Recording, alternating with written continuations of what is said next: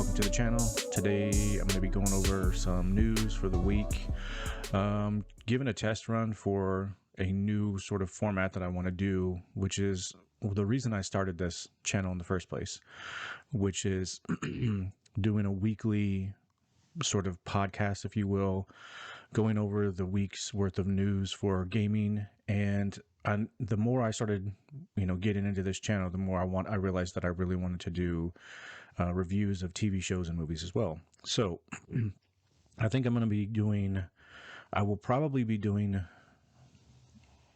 both for now. Even though this is just going to be mostly, or if not, actually, this is going to be all gaming news for the week. And I think that in the future, I may try to do maybe 2 different shows, but it just depends on my time, really. As I said before, my time is limited, but this show or this video, I'm gonna be going over some stuff for you, just sort of in the gaming space, and no rush. I'm not gonna really try to time it out or anything. Usually I'm under pressure to wrap things up before it gets too late, because I have to get up and go to work in the morning. And on the weekends, obviously, I have more time and I can film during the day or shoot these videos during the day. When I say film, it sounds so professional, and it's not. But I do want to go over just sort of what goes on from basically Sunday to Sunday, sort of a Sunday summary or a Sunday sum up, something like that. And there's plenty to talk about. There are a few things on my notes here that are, would be considered old. Some of this is like, about 2 weeks old, but it is what it is. I'm just sort of getting a hold of how I want to start doing this weekly show. So let's get into this. Today is the 20th, and it's Sunday. Hope you're having a great weekend, by the way. Mine was good. Busy. I was busy yesterday. Did a little bit of running around. Not too crazy, but my schedule, I'm trying to fill my schedule in with more productive things so that I can when I do things like this, I don't feel so guilty for not getting shit done around my house. So let's see here. Let's get into this news. And I do have some articles I want to go over as well. And we'll get into it as we go. The first thing that I wanted to talk about, was a really big, it wasn't really big news, but it was big for Cyberpunk. So if you've played Cyberpunk, or you've heard of it or whatever, it was a very hyped up game from, I'm trying to think when it first got teased. It was probably a good 3 years before it released. It was teased for a long time, and it was hyped to the gills. I mean, it was ridiculous just how much that everyone was hyping this game. And I used to get really caught up in hype, like really bad. And now I don't. I've been let down so many times with modern cinema and a lot of modern games as well, that I don't really buy into the hype. And I've said this before, I walked away from, media, I don't know, it's been 5 years or so, 6 years. And one of the things that I have to do if I want to get into doing sort of a weekly show and covering topics of the week, I have to go to these sites. I have to go to the IGNs and Kotakus, even though I really don't want to. But it's something that I heard from another YouTuber who gave some. He kind of gave advice for new YouTubers, and one of the things that he said was, you have to watch all the videos. You have to read all the articles, and you have to be plugged in, essentially. And that means for me that I have to sort of swallow that pill and go back and start thumbing through, the typical sites, because even the YouTubers that I listen to on a regular basis, they're breaking news from all of the media sites that they shit on. Now, and I don't think that's hypocritical, but in my own headspace, I was feeling in my head like, this is hypocritical. I don't want to be going to all these sites and telling people they're no good. I really thought about this for a minute, and what I came to understand in my own head And maybe it was me just justifying it. They have access to information, and that's the only vein that I want to plug into. All the other opinion piece bullshit, specifically like reviews, because that's an opinion. My reviews are opinions. I have to start. I have to sort of see past that and start going to these news sites, specifically gaming, because like I've said before, that's more my area of expertise in quotes, because I'm not an expert, but I am just, I'm not an expert. I'm just really a normal guy. I'm just a normie who lives a normal life. But I got, when I heard that from that YouTuber, it really stuck. And it was something that I had to sit and think about, because in my mind, when I first heard him say this, I was like, no, I don't want to. And I thought about it more and more, and I'm like, well, am I just being stubborn? And then I started, and then I thought it even further, and I was like, well, that's where they get all their information. And I listen to them, and they're more of deciphering the bullshit. And I think that's sort of where I came to an understanding with myself that it's okay to get information from the media, because it is where information is. It's the most accessible point for anyone to get information about any sort of topic, right? And I think that, for media in general, they're losing people because it's just so polluted and watered down with opinion. It's not just this information is something that they want to bring to viewers and listeners. They want to bring it to them under a specific light, and they want to cover it in a very specific way from a very specific perspective. And it's more of trying to teach me and you how to think. And that's where I just fucking, I glaze over. I roll my eyes and I move on. So having said that, having said all that, sorry. I do have to get back into that groove of checking out, gaming websites, because I have to be able to talk about these things. And furthermore, I don't want to have to listen to 10 other podcasts hours on end, because I don't have that time. And then just sort of repeat a lot of what they're saying. Now, that's inevitable, because we typically listen. I know, and I'm sure you do this too. You seek out people who speak on things in a way that, one, it's comprehensive, two, it's appealing. Their perspective is appealing. They have a way of bringing it to you in a very digestible way. And I think the third is, I think now more than ever, I think people just want to filter. They want to be able to sift through all the bullshit, and they go straight to content creators and YouTubers, because that's what drew me to it, and that's what's attractive. People want honesty more than ever. And I can tell you, one thing that about this channel, I try to be as honest as I possibly can. Now, I fuck up information consistently. I hear something and my brain will switch numbers around on me. I'm finding that's getting worse and worse as I get older. Dates and things don't always line up. Like I've gone back plenty of times and listened to my videos and just sort of critiqued myself. And I want to sort of work on that this year. That's sort of the next phase, is maybe slowing down the pace a little and getting a little more into just sort of cleaning up the content in terms of information, because that's what matters, right? So let's get into this, because I know I kind of lost my place. I kind of went off on a little tangent there. I apologize. But back to Cyberpunk.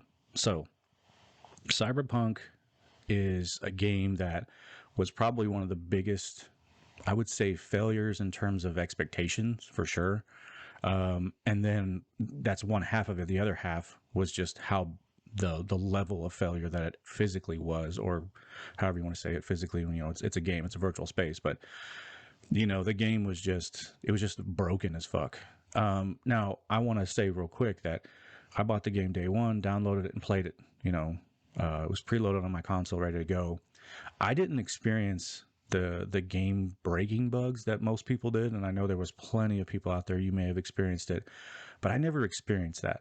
I did experience tons of bugs, and I thought the game was there were parts of it that were really fun that I really enjoyed. And I mean, and I probably put a good 8 hours into it, and then it was just sort of, there was so much swirling around of what was missing in my head. Like as I'm playing, there was functions that weren't there that I wanted to wait for.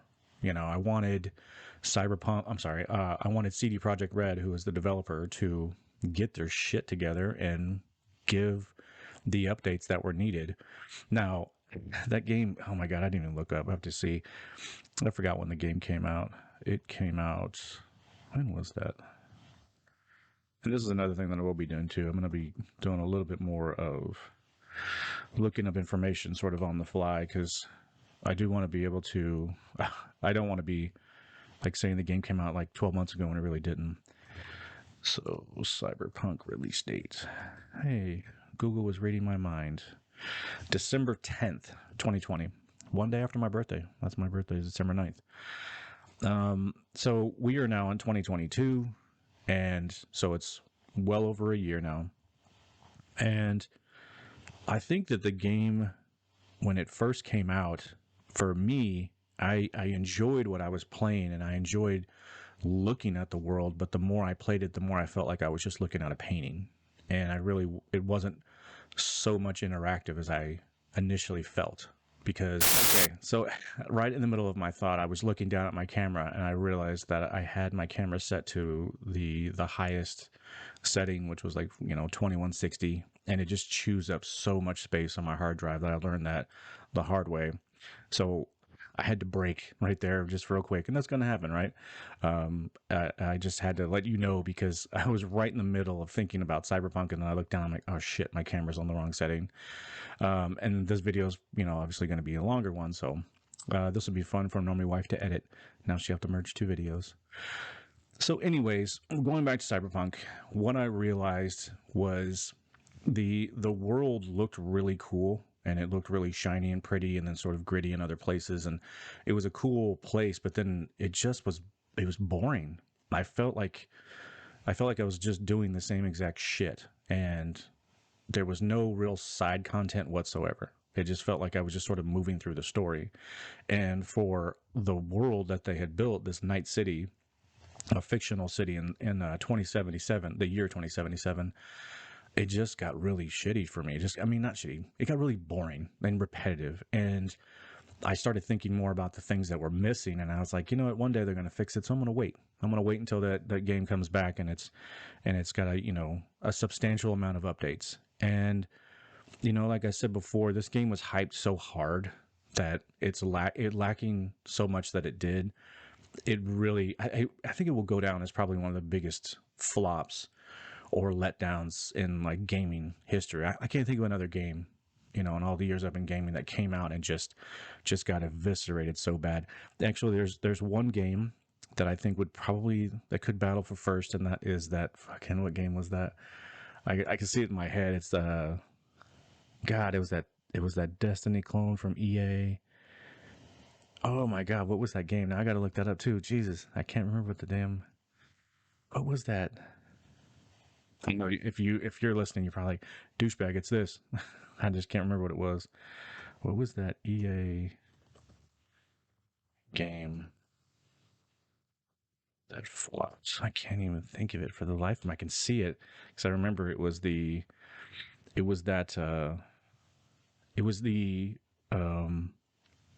what do you call it? Destiny sort of clone, when everyone was chasing the Destiny, recipe. They really wanted that game. They wanted this game to be really great. Oh my God, I can't find it now. God, what was it? It wasn't, well, it's so funny because as I punch this up, the first thing that comes up is Battlefield. And yeah, I sort of missed the window on doing videos on that. But that Battlefield, whew, they're taking it on the chin for that one. That sucks. Let's see, Battlefield. Man, what was that other game? It's not coming up. I can't. I don't have to. It's the base. So basically, this game that EA came up with, and it was actually, you know what? I think it was published by them, but I believe maybe it was a Bioware. Yeah, I think it was a Bioware game. Anthem. That's what it was. It just came up. There we go. So Anthem was the game, and that was another game that it was just hyped just to the max. And I now that's one thing. Like when this game came out, when it was announced at I think it was at E3 when the first gameplay came out, I thought the gameplay was like, oh, it looks pretty cool. Holy crap! Did I was that game hyped by so much of media, and a lot of the um, YouTubers and creators that I was watching, they were all over like, oh my god, it's Iron Man, it's this and that. And then when we started seeing the actual gameplay and the controls, I was like out. It just looked so repetitive, and to me, I was like, nope, stepped away from that real quick. But Cyberpunk, getting back on topic here, Cyberpunk really did have a it really did have a lot riding on it, because CD Projekt Red, they just were coming off the highs of Witcher 3, and Witcher 3 was, I put it, I don't know, I put about 15 hours into it. The combat was boring to me. The stories were amazing, like some of the best writing I've ever experienced in a game. But that's what everyone was expecting. I was expecting Cyberpunk to be similar to that. I figured even if it is buggy, the story is going to be really great. And when I played it, I didn't think the story was that great. I just thought it was okay. There was some highs and lows, but it just wasn't as. It just felt like it didn't have as much meat on the bone as it did in Witcher 3. Like story wise, it just wasn't there. So let's get on with this. Like I said, my experience was good. It was okay, but I was going to wait. Um, so they just came out with an update. So on PS5 and Xbox Series X, it was 63 gigs, and it's patch 1.5. So I'm gonna go over the notes just real quick. So let's see, there was a number of things. So like for next gen consoles, they added ray tracing. They implemented native achievement support for next gen consoles. Let's see. They talk about trophies, so I'm kind of skipping over that. They introduced two graphic modes for PlayStation and PS5 and Xbox Series X, which are performance and ray tracing. And the ray tracing, so they just have like performance mode listed here, and then they get in, and that's all it says. And then they get into ray tracing, and it's just a bunch of technical information. You know, added performance, decreases, cleaned up the FPS, the frames per second. They got that, cleaned up. Balanced HDR to achieve parity across all platforms, various visual and quality improvements, added activity cards for PS5, added Spanish voiceover, additional content. They added apartments that can be rented, different places throughout the city. And another big one was appearance customization, because that was one thing that was lacking. Was you couldn't the thing that really sucked was the gear that you picked up, it looked the way it looked, and you were stuck with it. And every time you got a new piece of gear, it was, that RPG style where it was better, it had better attributes and more armor or whatever. So you wanted to hang on to that gear. It looked like shit. You look like a fucking bag lady or a hobo, it used to look like a homeless person. It was like, what the hell's going on? Or a person with really, really poor taste in clothes, and you couldn't do shit about it. So that sucked. Every time you looked in the mirror, and I think that was kind of it played into its favor that it was a first person game, because if you had to look at that all the time, I think it would have made it much worse. But there's more appearance customizations and things that you can do, which is good. Let's see here. New poses in photo mode. So the bigger thing, which I thought was lacking really bad, was the AI was garbage. It was so easy to beat, and the spawn points were terrible, and there was just all kinds of shit. So they did lots of fixes, improvements for like NPC, melee, and range combat. multiple improvements to dismemberment triggers, hit reactions, death animations. They're better. The enemies are now better at evading attacks. Um, Further diversification of melee and range combat behaviors for factions. Followers now contribute more in combat. Numerous fixes and balances. And then we move on to like crowd improvements, more aggressive crowd behavior, improved crowd reactions, pathfinding and despawning and stuff. And they did a whole host of things for the drive model, braking system, engine simulation improved, gearbox simulation improved, motorcycles improved. They did a decent amount to this game. Traffic, they've changed the way traffic reacts to you. Gameplay balances, cyberware, combat. So, and I mean, there's tons. Quick hacking. There's so many things on here that. Oh, and I was reading and I was like, my eyes are starting to glaze over. Probably like yours are right now. Me going through this shit.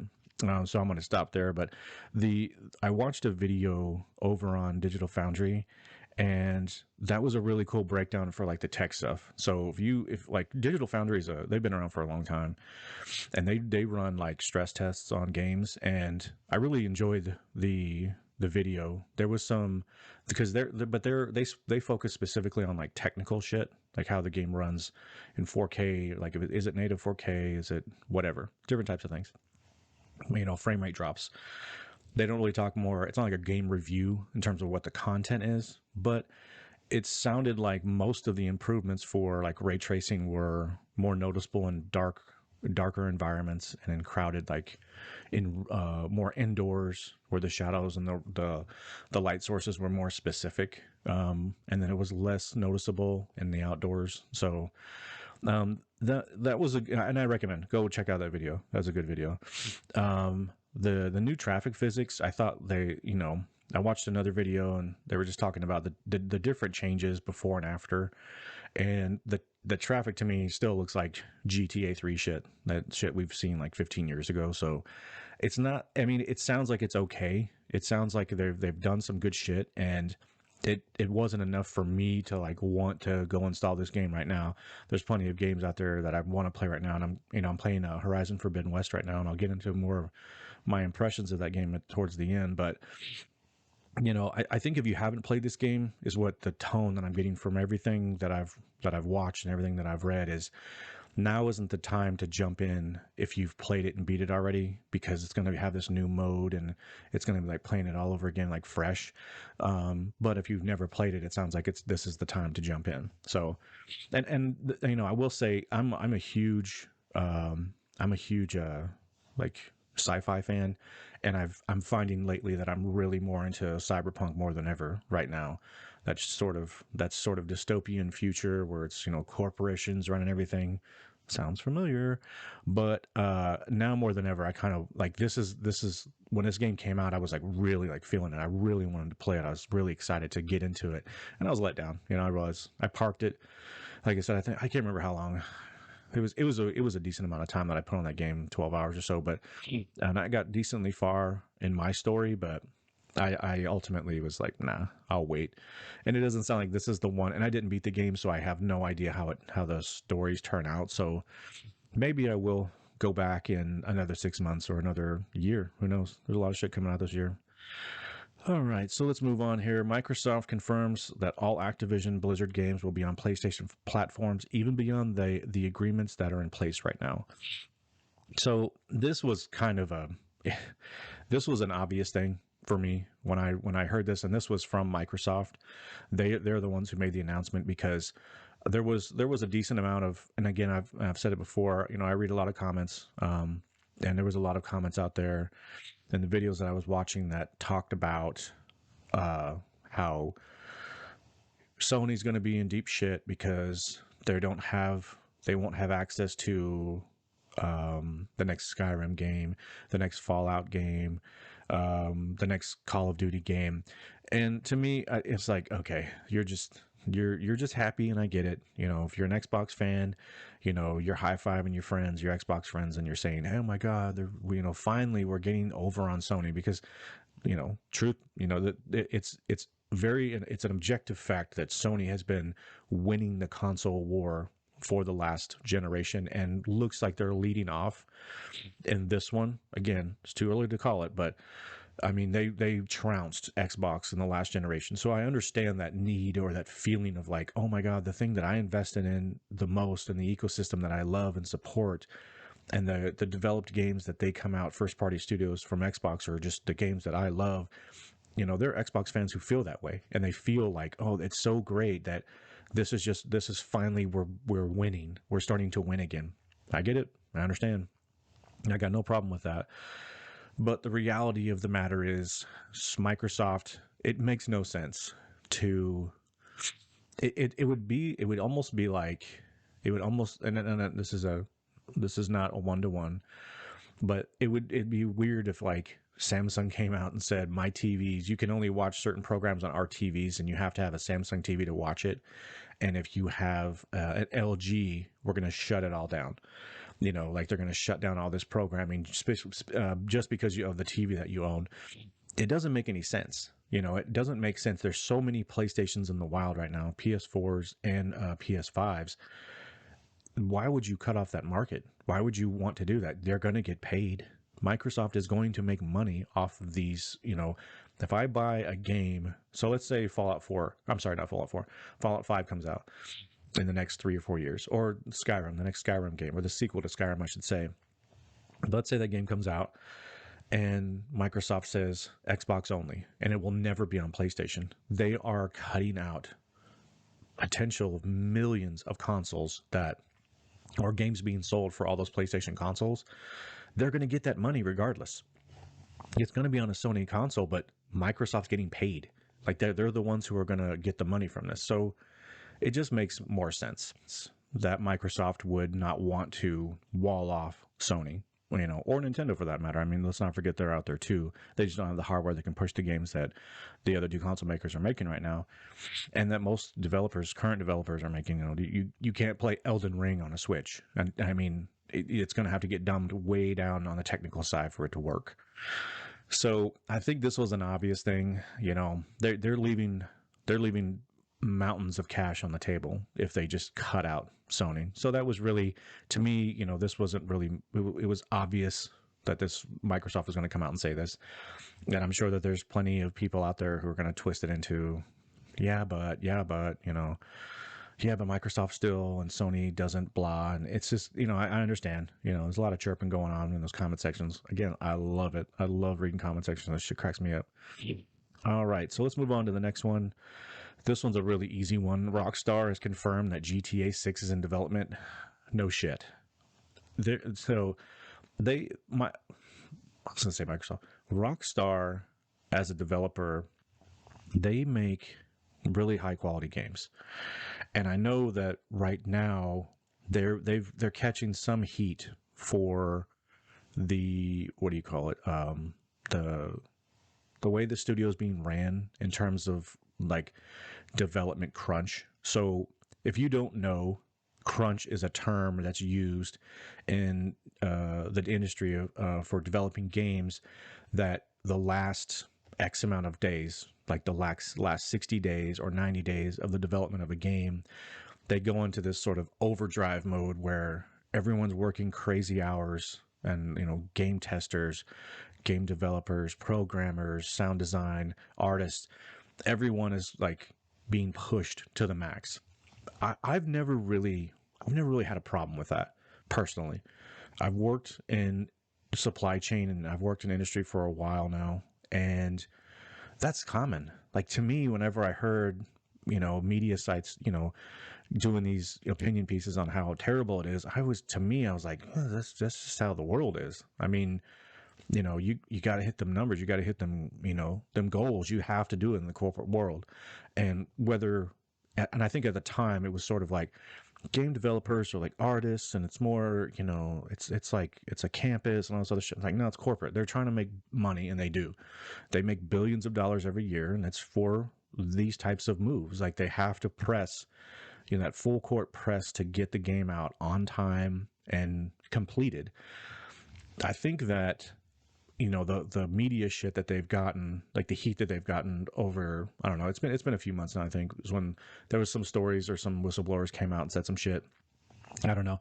We'll see if that changes anything in this development, but you know, they have been riding the GTA 5 wave of the I'm sorry, the GTA online wave for a long ass time. GTA 5 came out like 6 years ago or something like that, and and they're printing money. You know, they have found Rockstar has found the recipe for an online service. They really have. And a lot of that is because the foundation that they laid with GTA 5 was fucking phenomenal. That game is insane in regards to, okay, let's do a comparison. You look at like what we talked about earlier, CD Projekt Red and Cyberpunk, and you look at GTA 5, which they're very similar in what you can do. Well, they're very similar in what they want to do. GTA just does it. They have accomplished everything that they've set out to do. Now they did, back up. They did fucking fail on the online launch, but regardless, they have rallied and rebounded, and now they're killing it. CD Projekt Red, they came out basically saying they were going to be a Cyberpunk GTA game, and it fucking failed. So, but Rockstar, they they have a they have a philosophy on how they do they run their business, and it works. And I'm not saying that people should be underpaid, and it's all about what all I care about is the end product. That's not what I'm saying. What I'm saying is that the great end product that most people love is through that sort of crunch and pressure, and working long hours to achieve a product and achieve a level of quality that they are known for. That's been going on, I'm sure, since the beginning of time, since basically GTA 3, when they really just changed the face of gaming. That was a revolutionary game. And they now, I will say this, that to wrap this up, I don't agree with treating employees like shit. I'm just a realist. I know that that's how they achieve what they achieve, is that they press their employees to work crazy amounts of hours. And furthermore, I mean, there has to be, I think there's always a balance. There's always what can be achieved versus the lengths you have to go. I think there is a middle ground in there somewhere, and I hope they find it. The other piece of that, in terms of in development with Rockstar, they have been living off this GTA Online for so long that the what was it? God, what was it called? The GTA remastered. It was like GTA 3 and God, what was it? Vice City? I can't remember now. But they just came out with a GTA 3 remake, and I think that was on PlayStation. And then they did the Vice City remake that was on Xbox. What a weird deal. But regardless, it was trash. It was total trash. It was a total money grab. And I thought that the criticism that was levied against them was absolutely deserved. Those games look like shit. They ran like shit. You can tell it was just poorly developed. They called it a remaster. And once again, I will say this, like when I saw the videos, the advertisements for the trailers and shit for the GTA remake or the remaster, I thought it looked like trash. It didn't sell me. It looked like old, blocky, weird characters. Anyways, that's why I don't like playing old games. We've come so far in graphic fidelity and sound design that why go back? To me, it doesn't do anything for me. And I've tried to play older games multiple times, and it's like, I see at that time it would have been amazing, but it's not amazing right now. I don't want to experience it. I'm out. So them coming out and saying that that GTA 6 is in development, it's an obvious, of course they're going to do that. They had Red Dead 2 come out, they had Grand Theft Auto 5 come out. They sold tremendously. They've made tons of money. They totally fell on their face with this remaster of GTA 3 and Vice City. Of course they have to continue on. The ball keeps rolling. So Red Dead Redemption 2 was the last big release that they did, the new game. So it makes sense. Why not they should be working on the next GTA. The one thing that I know is coming, I think it's in March, is they are doing they're doing a re-release of Grand Theft Auto 5, and it's going to be for current gen consoles, PS5 and Xbox Series X. And you know, after what they did with this remaster, I'm a little less excited than I was. You know, I want to experience GTA again at some point. I want to be able to jump back in, and I have before. I re-downloaded it on my PS5 and played it, and I was like, it just doesn't. It doesn't. I don't know. I know people are. You know, you might be listening to me saying, "Oh my God, you're being a graphic snob." Yeah, I am. I know. I admit it. I admit it. I'm. You know, that's what I like. I like games that look really good, and I like games that look like they're pushing the industry standard. I don't like pixelated shit, and I don't like blocky and weird. Like when I remember like when wheels and tires, anything that was round had like hard sharp lines, you know, because that's the best that they can do at the time with the hardware. Now you look at you look at like Gran Turismo or something, those or for Horizon, Forza Horizon, the tires are round, the wheels are round, you know.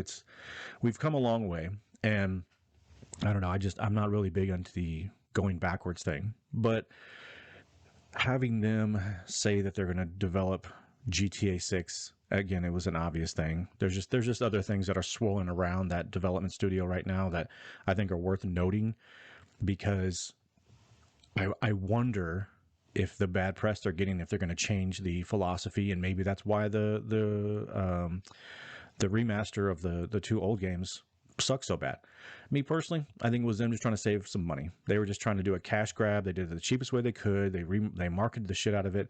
It came out and it was too late. Everyone got their pre-orders, and that's why I don't pre-order most games. You know, so they got what they wanted. They got more money. They got more money, and you know they're printing their own money right now. So I don't think they're hurting for any.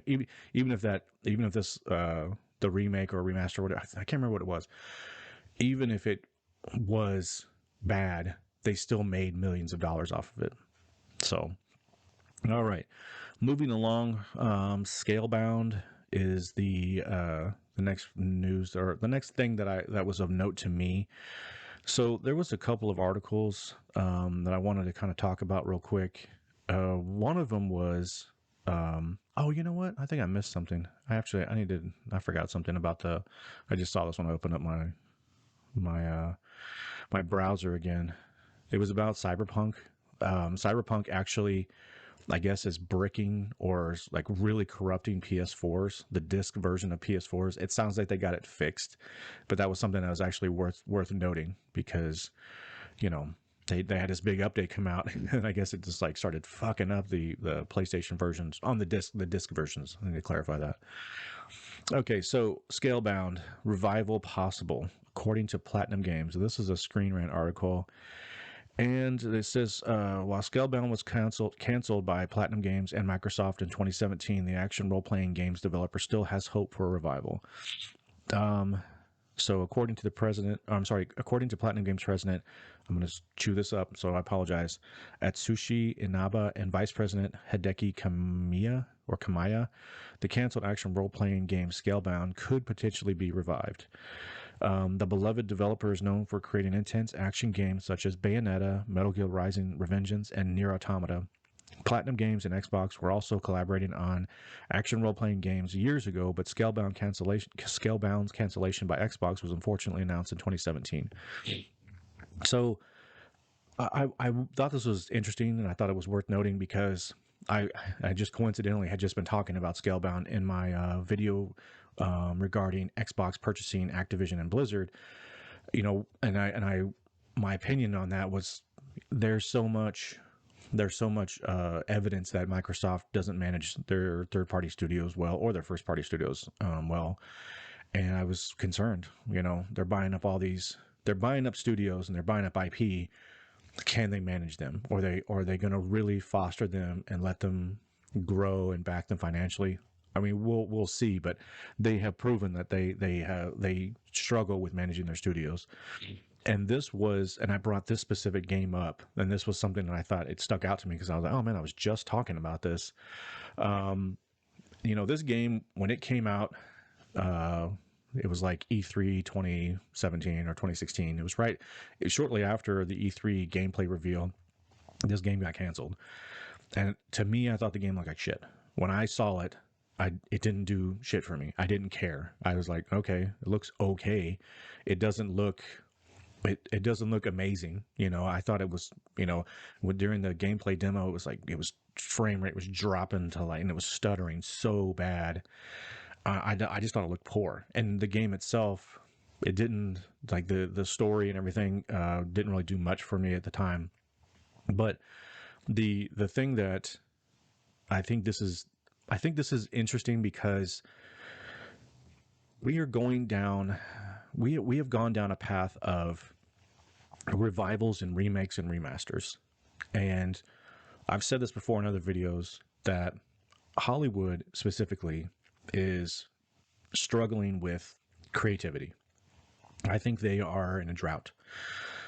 There is so many remakes, reboots, that it's all nostalgia bait. Everything is just, let's throw nostalgia at the screen and watch the Gen Xers and the baby boomers come running and throw their money down, and we'll make millions or billions off these idiots.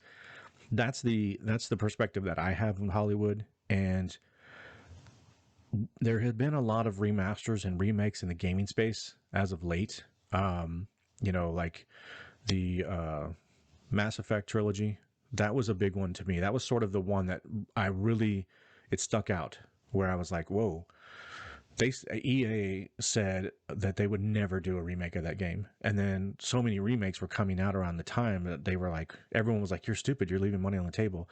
And they did. They remade the game, or they polished it up and shipped it out. I bought it.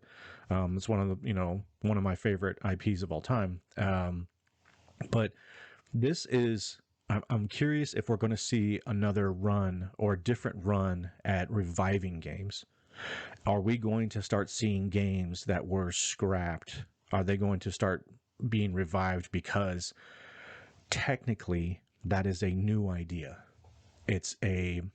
What I mean by that is, so there was a game that was announced many years ago called, I think it was just called 1313 or Star Wars 1313. It was along those lines. And that game was a Star Wars, it was based in the Star Wars universe, and it looked fucking awesome. There was let me see what that was. It was called Star Wars 1313.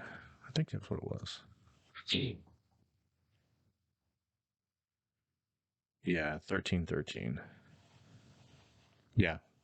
So, yeah, Star Wars 1313 is a canceled action adventure video game that was under development in LucasArts. The game would take a more mature, graded direction compared to past Star Wars video games. So, when this game came out, I was, Disney hadn't ruined Star Wars and the IP that they have so far, or that they've done so far right now. At the time, I was so excited for this game. It looked amazing.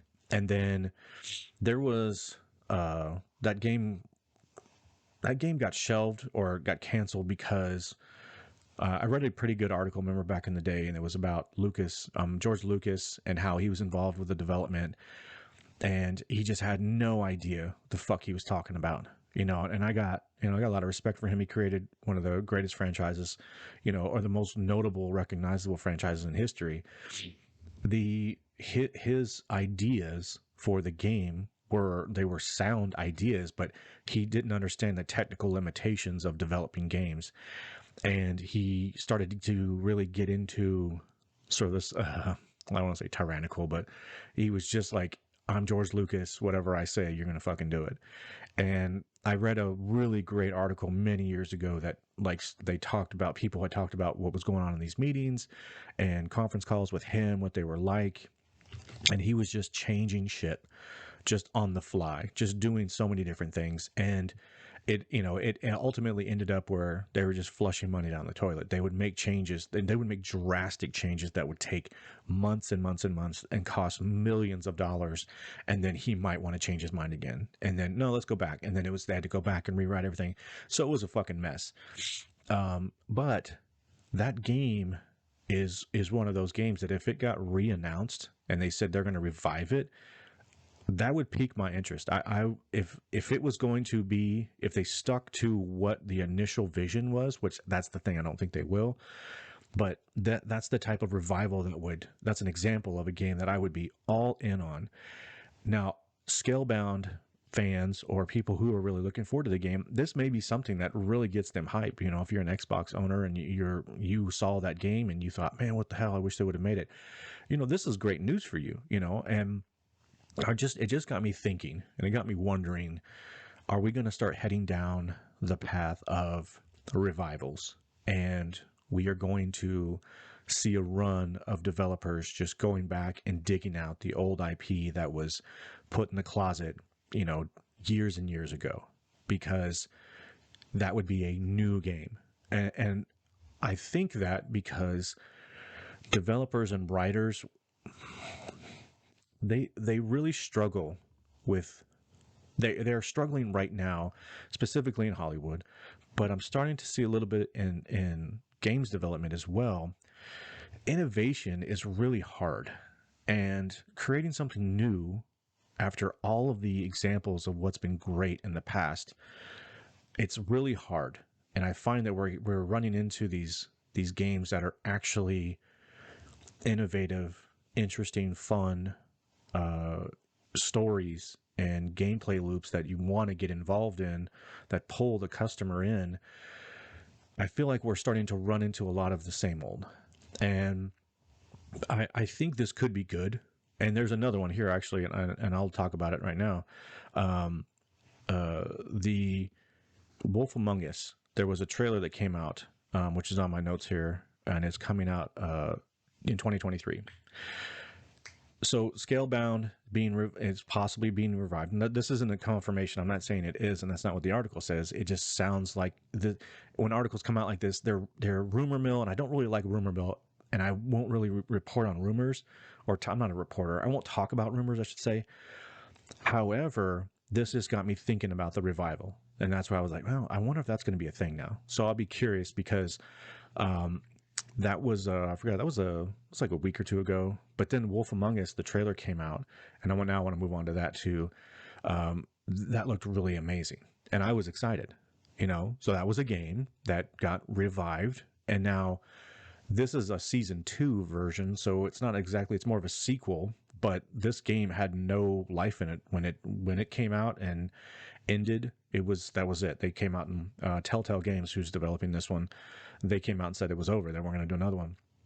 So I'm just wondering if we're going to swap out if game developers are going to start swapping out the nostalgia of that Hollywood is using for TV shows and movies, if they're going to substitute that with reviving old IP, you know, just sort of bringing old shit out of the closet, I wouldn't be surprised. You know, it's because it's going to work.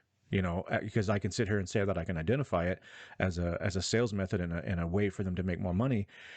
But I just, you know, I can openly admit that, yeah, some shit's going to get me. You know, if they say Star Wars 1313 is coming back, I'm fucking excited. And especially if they say it's going to pick up right where we left off. And then they have, you know, and then obviously there's other pieces that have to fall into place for things to actually work. Who's going to be writing it? Who's going to be directing it? Are they going to hand it off to a bunch of fucking, you know, fresh out of college rookies who are just, you know, they think they've figured out the world, and they're like 24 years old, and they're trying to lecture people that are like 15, 20 years older than them on life. It's like, shut the fuck up. You don't have any life experiences. And that's what we see a lot going on with Hollywood right now. We see a lot of people who are being handed the keys to very profitable IP that don't know shit about the IP itself, film directing, script writing, the world in general. Like, they're handing it off to these fucking rookies because of PC culture bullshit. So I don't want to veer down that too far, but you know, so going back to the games and stuff, I just hope that, you know, if Scalebound is going to be revived, I hope that they stick to what made people excited for it in the first place, you know, and they don't start swapping shit out in the name of, you know, current politics. Fucking hate that term. All right, so let's move on, because I do want to talk about the Wolf Among Us trailer. I thought it looked amazing. I thought it looked so good. So if you've never played a Telltale game, the first one that brought them onto the map, because they're an older developer, they've been around for a long time, but the game that brought Telltale into like my to my attention was Walking Dead season 1. That game to me was a very memorable, profound experience. And even though the game was kind of glitchy and buggy and the voices sort of didn't sync up with the voice acting and I'm sorry, what was on the screen, the animation. That's what I was trying to think of. It was such a great experience, and that season 1 was awesome. And I think that Telltale has the ability to create amazing stories. The the thing that shot themselves in the foot was they would not break away from the engine that they were using. They wanted to use their own like proprietary engine, I believe, and it was just shit. It wasn't good, and they didn't want to fork over the money to like Unreal, which is I think is the engine that I think that's the engine they're going to use, or I think Havoc is like another one. So they were being cheapskates, and they were making shit tons of money and getting shit tons of press for Walking Dead, which all of a sudden there was just every IP under the sun was going to them, like Borderlands, Wolf Among Us, Batman. There's another one. There's another big one I'm missing. Oh, Game of Thrones. That's right. And the writing was always, my understanding was the writing was really good early on for the games, because I played Walking Dead season 1, season 2, and I started season 3, and I kind of started getting a little fatigued on the shit. And also, I didn't like the engine, and the lagginess was really starting to wear on me. I was getting really tired of the lack of performance, and so I stepped away, and I played The Wolf Among Us, and again, that was sort of at the early stages of the phenomenon that was Telltale Games and the episodic storytelling that they did. I thought the story was amazing. I loved Wolf Among Us. I thought it was so great, and I was just in my mind, I'm like, God, if they ever decide to just step into like current times and current generation technology, they could be an amazing studio. And this trailer looks like I wanted it to look. The animations look great, and it's interesting already. The characters that they show. So if you don't know, the Wolf Among Us is a game. Or I'm sorry, is a title from a series of, I think it's graphic novels called Fable or Fables, and or comic books. Regardless, there's a whole plethora of information and characters and lore and stuff that they could use to grow the world. And I thought at the time, I was like, oh man, I can't wait for season 2. And I was waiting for them to really push the limits of the lore. And then they just dropped it. They dropped it flat on its face and just said there won't be a season 2. So now that they're using, the Unreal Engine, and they're using good tech, I am just seeing the characters that they showed, what's his name? Bigsby, the main character. Oh my God. I don't know why I got this name Clive stuck in my head. It's from Reacher. It's not from Reacher. It's actually from My Zombie, but regardless, the main character, he was intriguing. The supporting cast was intriguing. Everything, the story was really good. So I'm really looking forward to this. It's coming out next year. And the other thing that I will say that I'm curious about is, are they going to do the episodic shit again?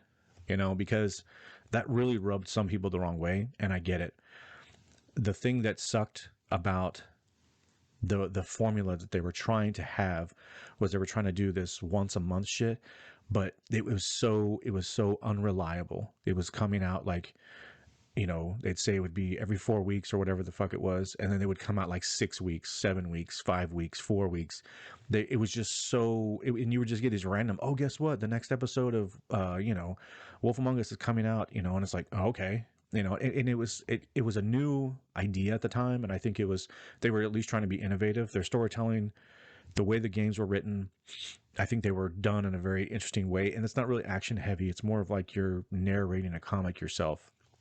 And I hope they learn from that, and I hope that the tech that they're using now prevents them from having to worry about stretching shit out, even if they want to do the episodic thing again. Because what if they did weekly? What if they did every Friday? For 5 Fridays, you're gonna get a 3 hour chunk of a story, that might work. I mean, that might be really good.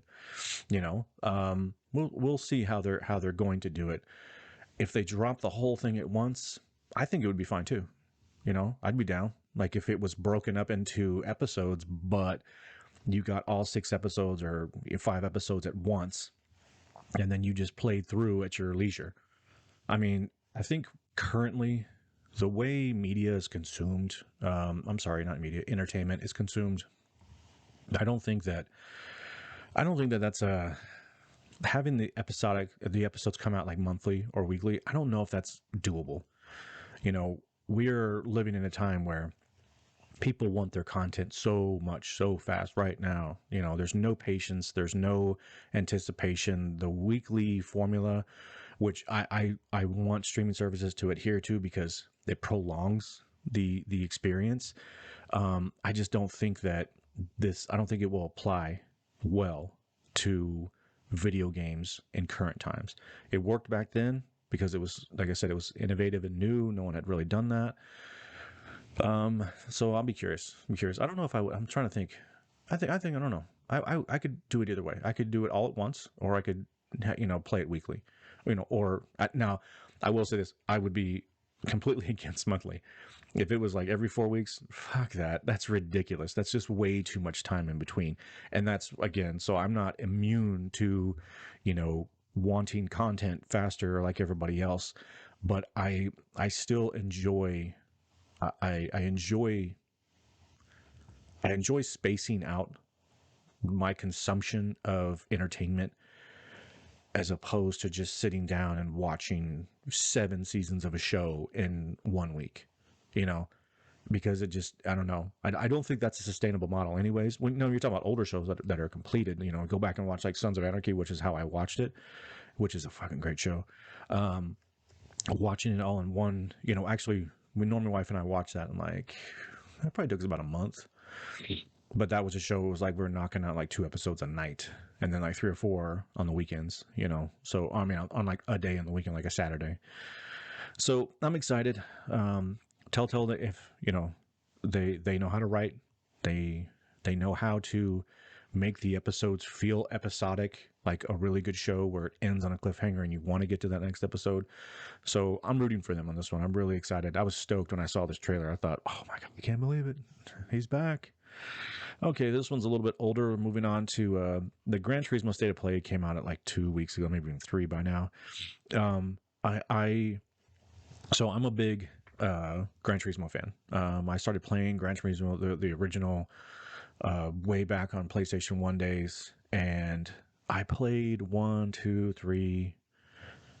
I can't remember if it was 3. One of them was like A-Spec or whatever. It's been so long. But I have sunk a lot of time into these games, and the last one that I got into was the prologue, and it just, I don't know. I think maybe I was just fatigued of Gran Turismo at the time, so I haven't really played much since then. And what I saw on the State of Play, which if you don't know, so Sony does these, they call it a State of Play, and they drop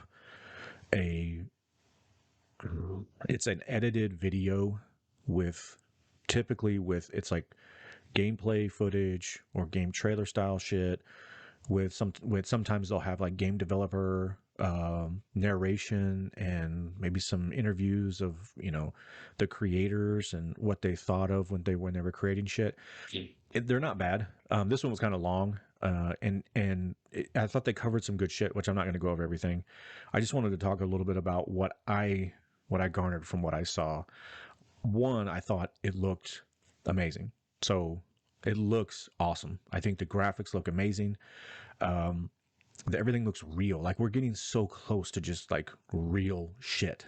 And it's great for me because I'm one of those guys that like back in the 2D side scrolling games, Contra and Mario Brothers and all that other shit. And it's not, I say it like it's bad. That's not shit. I loved all those games. Those are very near and dear to my heart. I was always the one who was looking for the next thing. I was always wondering, like, one day video games could be like real life. This is like back in the 80s. One day we could be playing a game that looks like real people, and the sounds could be like real gunshots or like real cars. That was me as a kid. And following games for as long as I have and playing them and being involved with, as much gaming as I've done, we are now at a time where more and more I am playing and experiencing games that I wished for as a child. So this is a great time for me. I think that there's a lot of shit, like there's a lot of shit out there, but I think it's shit because of creative decisions and PC culture decisions that I think fuck it up for me. But technically, we are in a fucking great time to be playing video games. So this game looks like what I've always dreamed it could be looking, or it could look. The one thing that I will say that every developer has like a style and an art choice that they make. This game looks really, really shiny. Sorry, I don't mean to like laugh into the mic. It looks like glossy, and I'm not sure how I feel about that. So, what's that one studio's name? Oh man, I'm trying to think of a studio. They did the infamous. God, who was it? It was who developed that? Infamous Second Son. It's what came to my mind. Who created Sucker Punch? Yes, that's the studio. So Sucker Punch, they're a good studio. I played some of their games, but I noticed specifically in Infamous Second Son, because it's the one that always sticks out. Their art choice is very shiny and glossy. Faces, they really push the reflection of light off people's faces, and it always cracked me up because it always fucking looked weird with their teeth. Whenever you would see video game characters and they'd smile and you'd see their teeth, the shit was fucking hysterical because their teeth looked weird. It looked like really shiny dentures. So the what I'm saying is studios have different art styles that they choose. Look at Wolf Among Us. It looks like a comic book. It's a living, breathing comic book, which is great. That's a great art style. Gran Turismo, to me, if you were to compare it to its obvious competition, which would be the Forza games, Forza is very shiny and everything, but I think Forza has a touch more realism, a little more, maybe not so perfect. No, that makes it sound like I'm talking shit on it, because I think the Forza games look fucking amazing. I love the way they look. I just think that the Forza games kind of have the edge in terms of what it looks like really. Now, I say that, and then I go watch the Gran Turismo 7 State of Play, and I'm like, holy crap, that looks like real. That looks like I'm watching the TV. I mean, or a high def TV, I should say. And, it's true, but I don't know. Everything looks wet and shiny, and I don't know. We'll see how it goes. I think the game's gonna be great. I'm really excited for it. The one thing that stood out to me as another negative was the sound of the vehicles. So I've mentioned this before. Forza has the sound of the vehicles down to an art. The Ferrari, the old, like, California from, like, I don't remember the year. I used to be a real big car guy. I've kind of drifted on some of that, but like, the original, like, Ferrari California, it's going to sound like it versus a Ferrari 458 Italia, or, a Lamborghini Countach is going to sound very different than a Diablo versus a Aventador. They have it down to an art, and I love the way that their cars sound. They sound like they have, some guts to them. Like they've got bass, and they've got it down. It's kind of like I always think of Battlefield 4. I spent so much time on 3 and 4.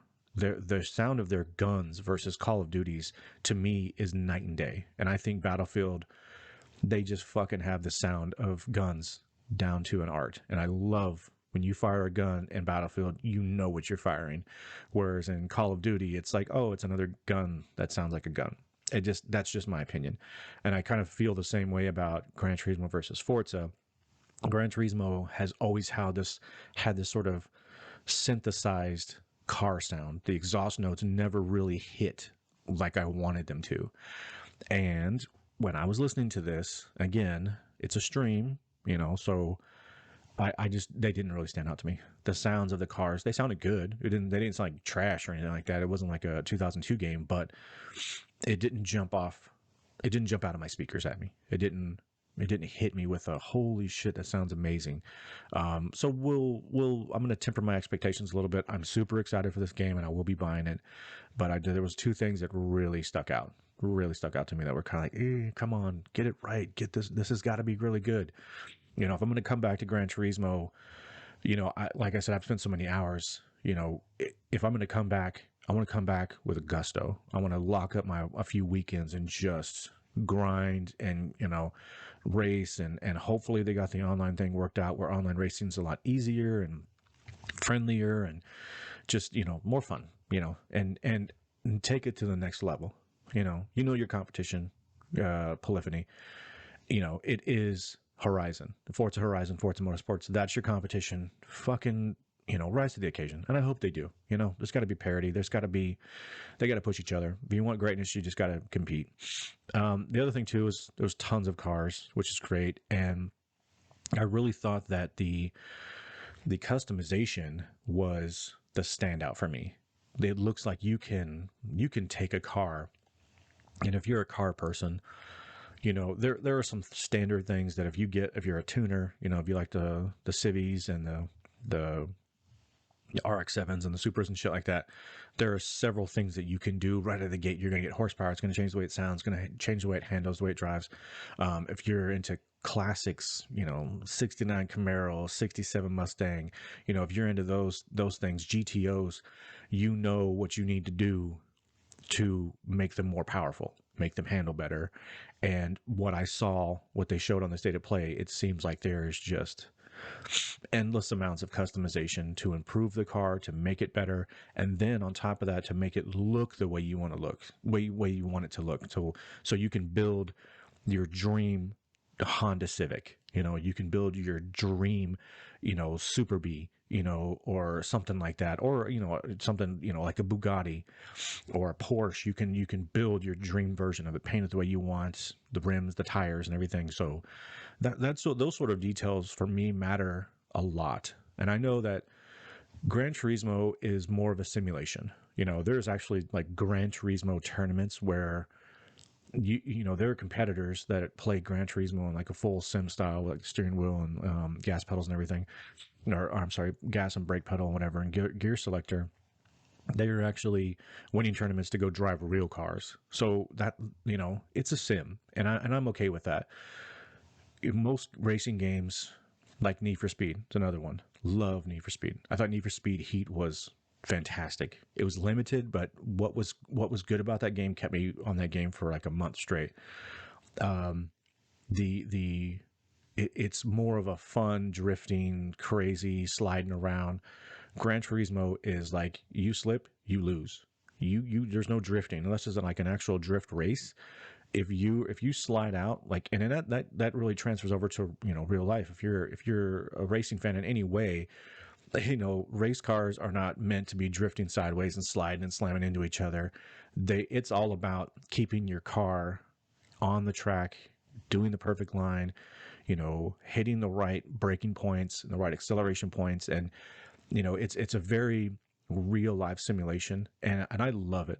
Like I said, I understand the two, and I can love both. I know I love, like I said, Need for Speed, and I think if I played Horizon, if I played just Forza Motorsports, I know I'd love those games. So hopefully that when this comes out, it's going to be what I hope it to be. Like my wish list, I hope it's all there. All right, so that kind of covers what I want to talk about in news. Now I want to move on to some new games released, and then I want to talk a little bit about what's coming out, and then I want to go into my early thoughts on Horizon Forbidden West. So, so the most notable game that the most two notable games that come out have been Sifu and Horizon. Again, I don't have an Xbox, So I'm not trying to like take it away, but I just, I don't have an Xbox and I haven't played any of the new games there. So I apologize there. And I will prep more for, Nintendo, Xbox, as well as PlayStation. Cause I don't really want to do just a PlayStation sort of, podcast. Maybe I do. And I just don't, I'm fucking kidding myself. Who knows? But anyways, so Seafood came out. Um, People really like it or they really hate it. Well, excuse me. So Sifu came out. People seem to really like it or maybe really don't like it. It's kind of divisive. It's not my type of game. I don't like roguelikes. I don't like games that force you to play the same shit over and over again. I just don't like it. I don't like that sort of style. I don't like the loop. Even if the gameplay is really fun, like even Returnal. Returnal, I was in on that game until I found out what type of game it was, and I was like, pass. No, thank you. I know there's some people out there who just love these types of games, and playing these games and mastering them and beating them is life. For some gamers or a lot of gamers out there. If you're one of those gamers, great. I hope you enjoy it. I hope it's because it looks cool. The art style looks really cool. The combat looks cool, but it's that sort of rinse and repeat that I'm not really a big fan of. So, not too much to say about that. But I do want to move on to Horizon Forbidden West, and I'm going to wrap it up. First off, I do want to say, because I do think this is important, my TV is, I do have a 4K TV, my main TV, which is what I play most of my games on. It's about 5 years old though. So it's a Samsung KS8000, and it's been a great TV for me. And back in, 2017 or whatever, when I first got it, it was kind of a, it's right at the mid tier, slightly a little more expensive than most TVs because it was, super quality, and it's been a great TV. But I have a newer TV in my bedroom, and that one's like a cheaper TV. It's another Samsung, but it's like a very inexpensive. I think I paid like $600 for it. It's a 50-inch, and it's just something that I wanted for our bedroom. And is when we moved, actually, is when we needed a new TV, because I have like old TVs like this thing sitting over my corner or over my shoulder here. But when I play games on that screen, I feel like it looks better. And I haven't played on my bedroom TV because I have to take this office chair and roll it into there, and then I got to get myself set up. It's kind of a thing. I got to get nice and cozy. I want to be comfortable. So I haven't tested it out on like a newer TV with like a little more tech into it. But from what I can tell, this game looks awesome. Like on my 5-year-old TV, this game looks badass, and it does have HDR. It's a nice TV, performs well, and it's starting to show its age a little bit. But the graphics to me for Horizon, it looks really great. And there are two different modes that you can choose from: performance or resolution. I've been playing resolution, and then I sort of dip over to performance just to sort of test it out. And the reason why I don't want to do that is because I think there is a noticeable difference between those two modes in terms of the resolution, how it looks. It really does. You do lose a lot of like that visual wow. But I really like those 60 frames. I've never been a 60 frame guy. I've never been one of those people that are like, oh my God, 60 frames. It's 60 frames or bust. Get the hell out of here if it's not there. I think that I'm starting to turn. I'm starting to feel like, yeah, I think 60 frames is more it feels better. A good example of that transition was like, so The Last of Us came out on PS4, and no, I'm sorry, came out on PS3, right? Jesus, it's been so long. I think it came out on PS3. Yeah, it did. It came out on PS3, and it was 30 frames a second, and the game looked amazing. It was like, it looked really great. And then when PS4 came out, they did a re-release, and it was an updated version. It was like 60 frames per second or whatever, higher frame rate and everything, just higher fidelity. I didn't like it. I did not like it. I thought it moved too fast. It had that soap opera effect that I just don't really like on TVs.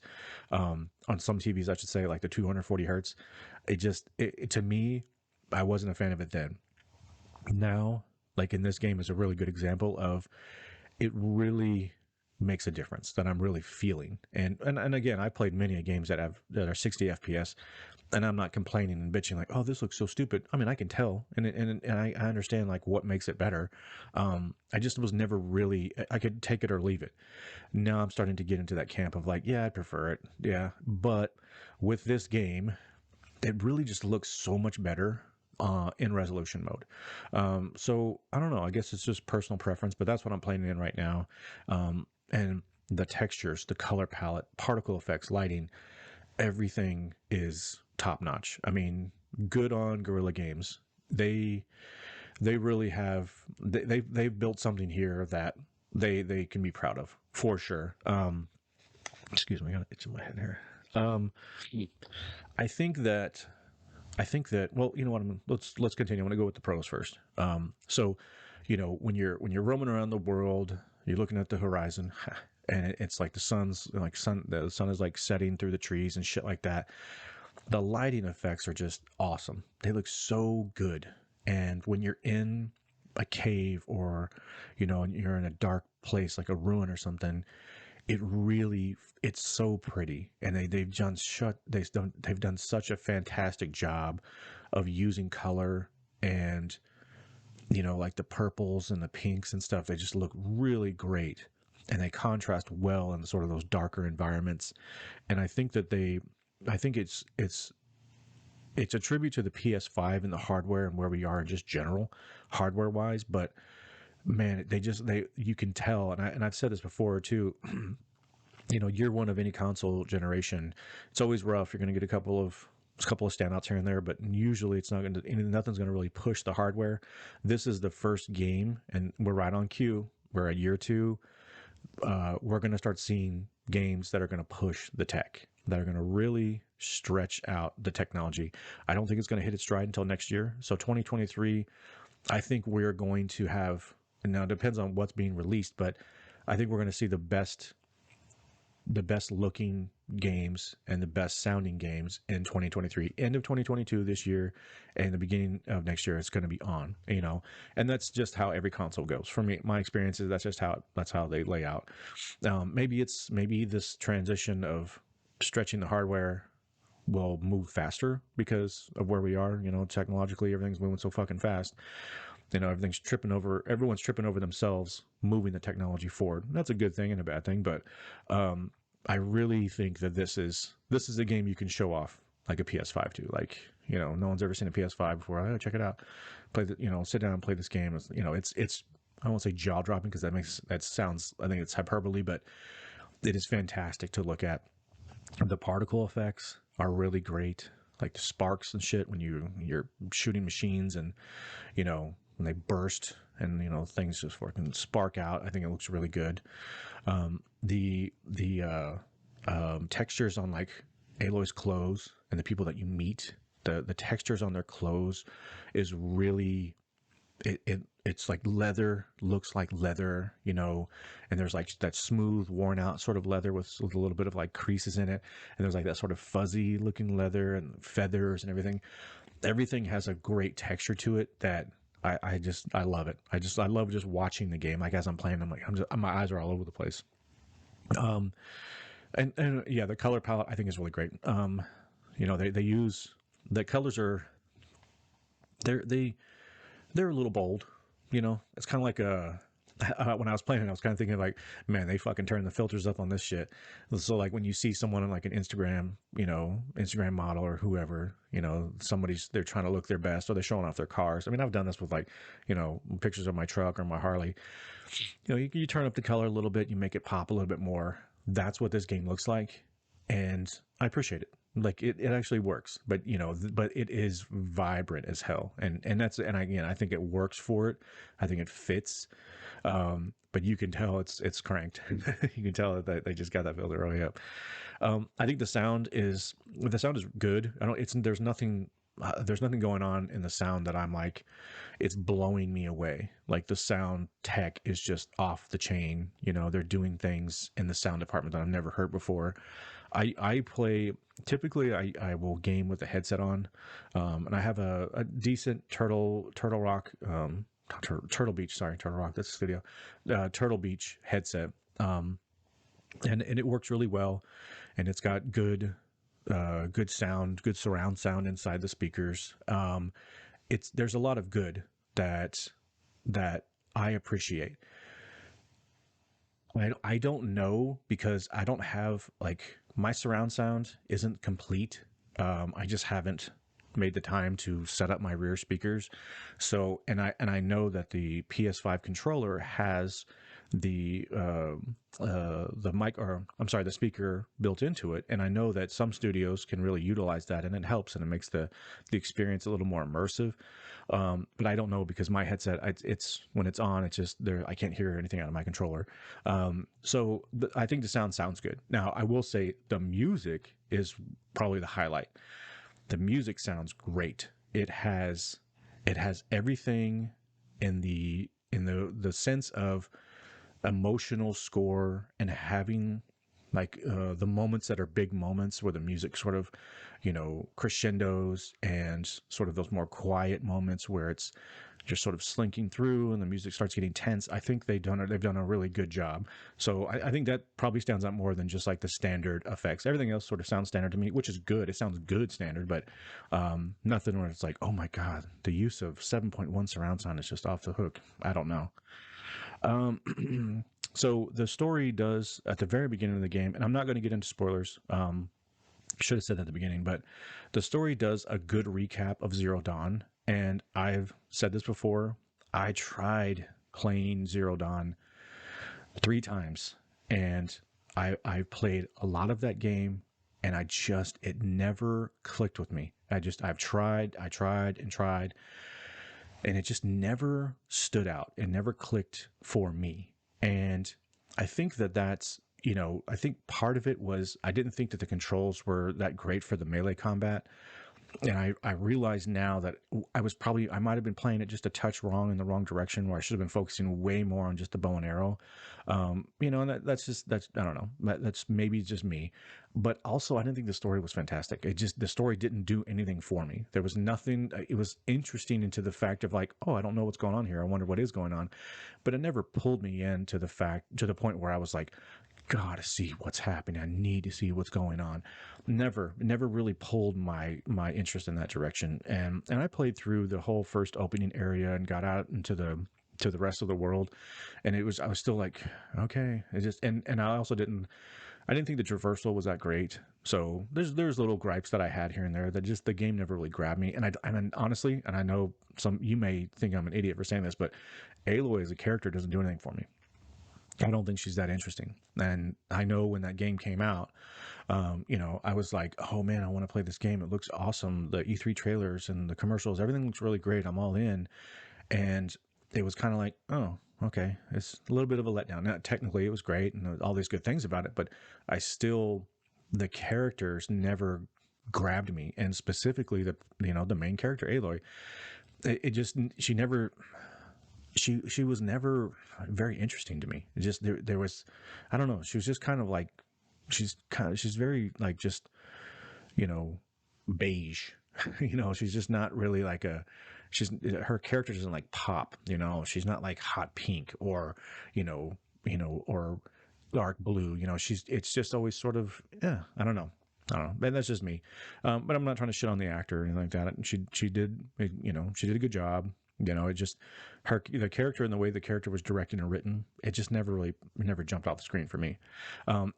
Now back where I was saying, the story does pick up right where Zero Dawn left off, and it does like a pretty good recap. So because I didn't finish the first game, it was nice. I kind of got to see like, oh, that's what happened. Oh, that's where it went. That's where all this stuff came from. And okay, I get it. And it picks up exactly right where that ended. Now there's a time jump where Aloy's been gone for some time. And again, I'm not spoiling anything. This is like a very, very minor spoiler. Like there has just been a time jump, and I'm not going to say what she's been doing, but there's a small time jump, and but we're picking up the story right from the end of the first game.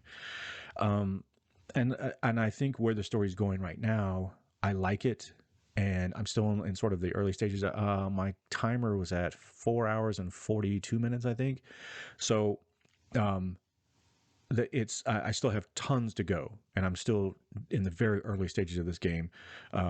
And I think it's heading in the right direction for me. You know, I'm enjoying playing the game. I'm having fun. I'm going to be playing it today. You know, I want to knock out some more of this stuff.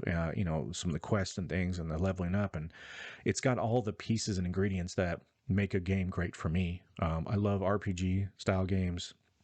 I love leveling up characters.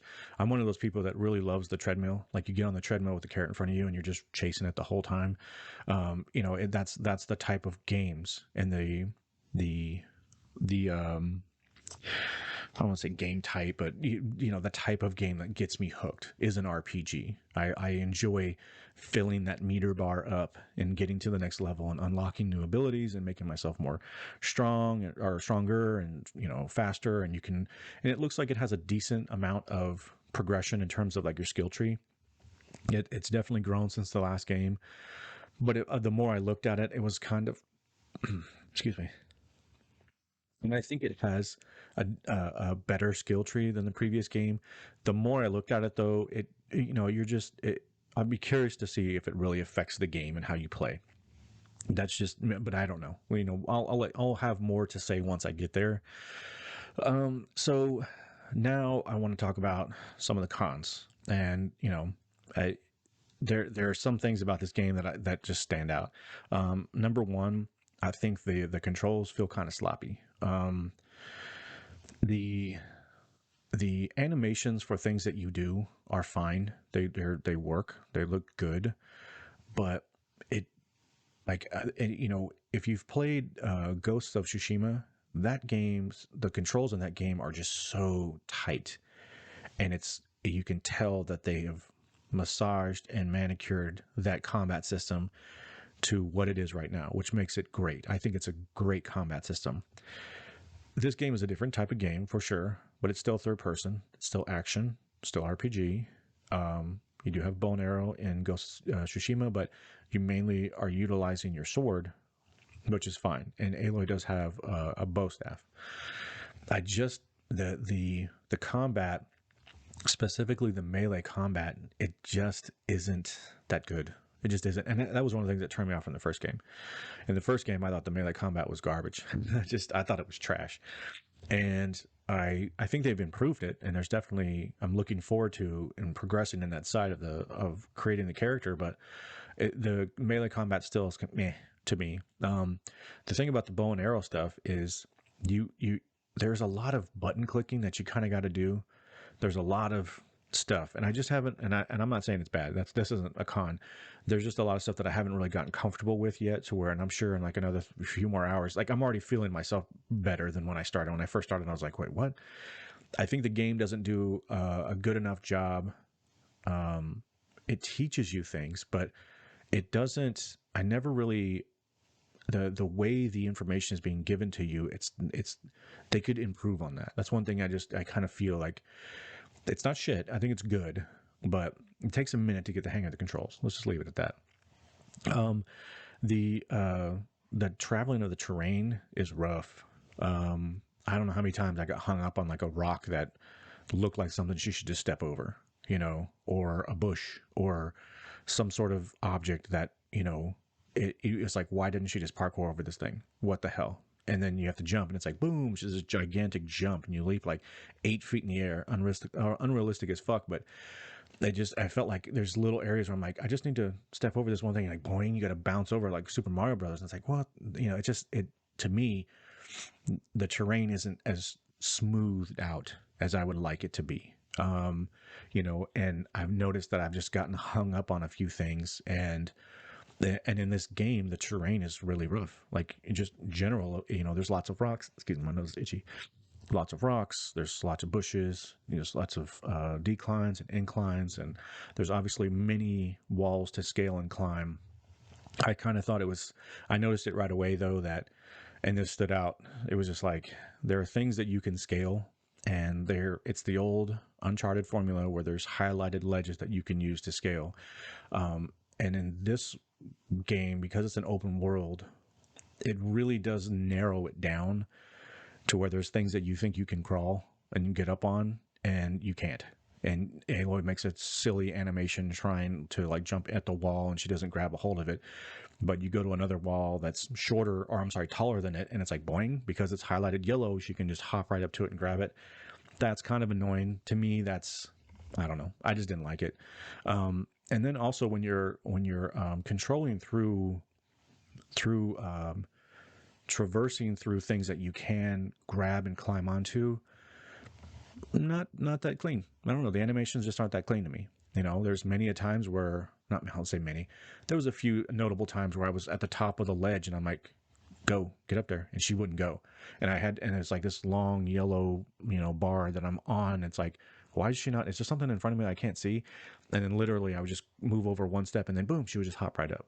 So, there are some, there's a few rough edges.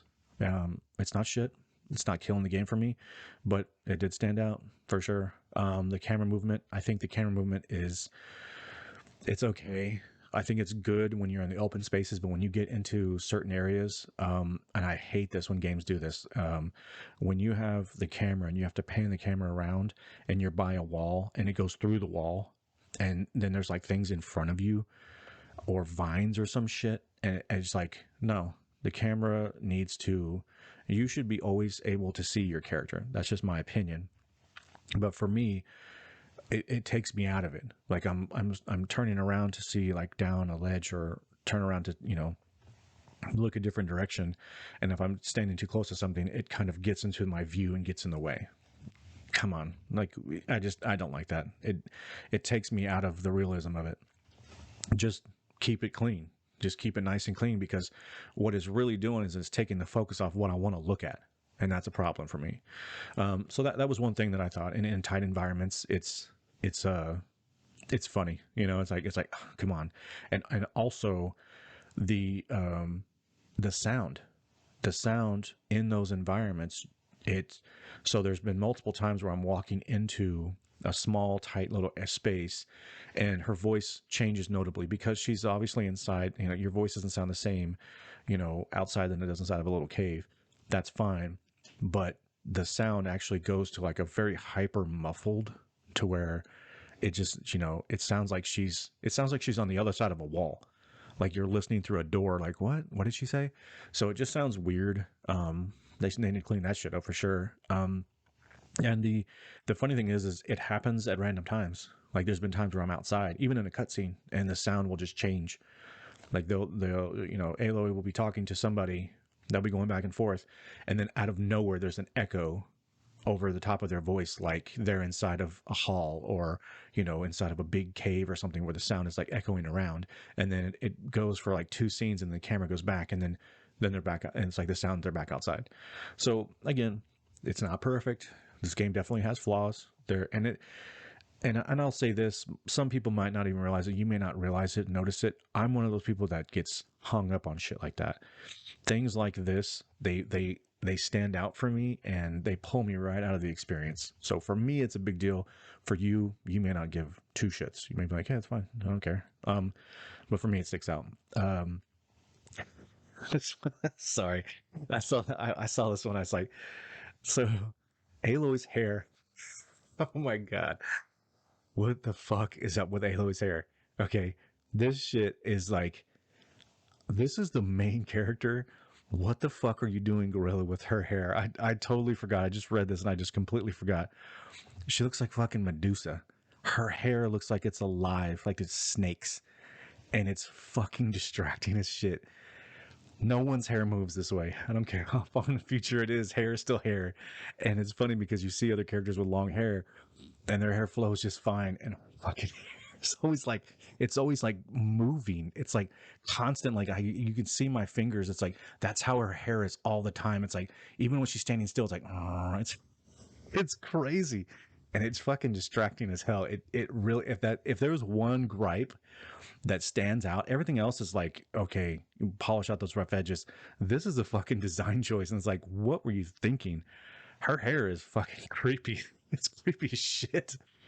And it happens at the weirdest times. Like there's been times where it's like, it's kind of a serious moment, to be in a cutscene and her fucking hair is like bouncing around and like waving at you. It's just, it's shit. And it's like, God dang, dude, like you had it right there. It's like, what were you think? Why would you think this looks real? Why would you think that this looks natural in any way? I mean, she's inside of like a cave or inside of a building, and her hair is fucking flowing and fluttering and like wiggling around and shit. And on top of that, what makes it even worse is obviously there's gonna be like what they call like a clipping, or well, not necessarily clipping, but it's like the textures, like um her hair is going to kind of go through her body at some level. They haven't got that down yet, and I noticed that happens with like damn near every game, every great game. There's always little things like that where you're walking and like your foot kind of will go, their feet will kind of go through like a stair, and it looks like, whoa, kind of foot, it went too deep into the earth. It looks weird. That's okay. I've gotten just so used to that. But this, it's like with the way her hair fucking wiggles around and then it like teleports into her body, and man, it fixed that one thing, Gorilla. Fix that one thing, and I will excuse everything else that's wrong with this. That fucking hair, dude. It's so distracting. I was laughing my ass off. Like I was like, wait a minute, what's going on? Where's the fan? Like it's like she's always in a fucking wind tunnel and her hair's just fluttering around, and it doesn't move naturally.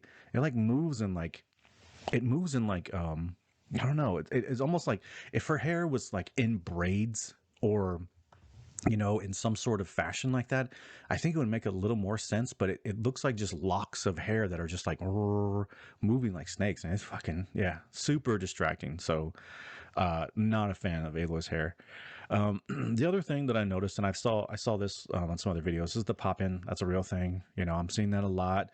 I haven't noticed anything crazy where like the world isn't populated, and I know sometimes that pop in is one of the things that happens is like you'll see a structure or a vehicle, and then like let's just use a vehicle as an example. Like you're walking up to a car and you just see four wheels for like a second. You're like, what the hell? And then boom, the car just appears, and now there's like there's a Ford Raptor sitting in front of you or something like that. That's what pop in means. And I haven't noticed it terribly, but I have seen, like even in cutscenes where, the camera will show the person you're talking to, and then boom, something will just, you won't notice, everything looks fine, and then bam, something just, a table appears, or a chair appears, or a person appears. So, I mean, there hasn't been like any serious offenders, but I've definitely see it. And I see it, with certain things, like you rotate the camera and there might be a bush, something that just sort of pops in, you're running towards something, and then bang, something will sort of just show up. It again doesn't really take me out of the experience entirely, but it is a gripe. It's something that I don't like. It bugs me. So take that, as you will. Maybe you don't care about things like that, but I do.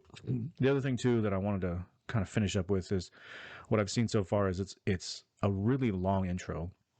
Like I said, I'm at the 442 mark, and I'm still in like the early stages of the game. Now I wander a lot. I tend to see something, and I go check it out. I don't like beeline through the story. So I'm sure I would probably I would cut like at least an hour out of this if I just did the main story.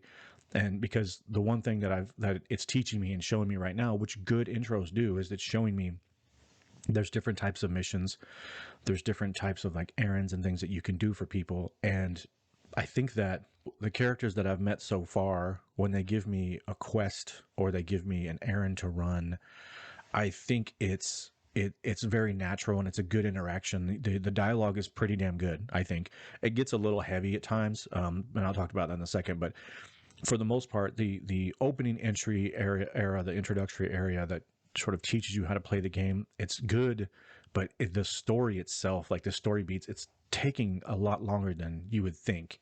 Like some games, it's like around an hour. You spend about an hour sort of learning little shit, and then boom, you're off on your own.